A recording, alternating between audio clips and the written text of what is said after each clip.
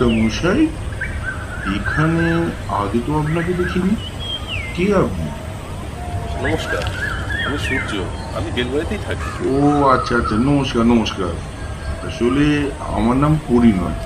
আমি সামনে এই ফ্ল্যাটে থাকি। তা হাতে ক্যামেরা দেখছি, ফটোগ্রাফির শখ রাখেন নাকি? না, একটু একটু আমার শখ আছে। আমি ওয়েডিং ফটোগ্রাফার। আমার একটা শর্ট ফিল্মের শ্যুট হবে, তাই এই জায়গাটা আমি একটু দেখতে এসেছি যে আমার শর্ট ফিল্মের জন্য এই জায়গাটা ঠিক হবে কি। দেখলাম যে মোটামুটি ঠিক আছে, এই জায়গাটা আমি করব। আচ্ছা আচ্ছা, বাহ, ওয়েডিং ফটোগ্রাফার, বেশ ভালো প্রফেশন তো। তা চলুন না, ওখানে গিয়ে একটু বসা যাক। কোথায়? চলুন তাহলে।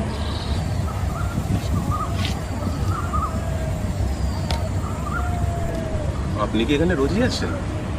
হ্যাঁ, তা প্রায় আসি মাঝে মাঝে। আসলে এখানকার প্রাকৃতিক দৃশ্য উপভোগ করতে বেশ ভালোই লাগে। তা আপনার ছবির যে গল্প বললেন, আপনি কি নিজেই লেখেন? হ্যাঁ, আপাতত আমি আমার নিজের গল্প নিজেই লিখি। লেখক হায়ার করার সামর্থ্য হয়নি এখন। আসলে আমার কাছে একটা ছোট গল্প আছে, শুনে দেখতে পারেন। আচ্ছা, তো খুব ভালোই। নতুন গল্প যদি হয় তাহলে খুব ভালো লাগবে, নতুন গল্প। বেশ, তাহলে বলি শুনুন। এই বছর দশেক আগের ঘটনা। ভাস্কর সেন নামে ভদ্রলোক তার স্ত্রী সৃজাকে নিয়ে এই পাড়াতেই থাকতেন।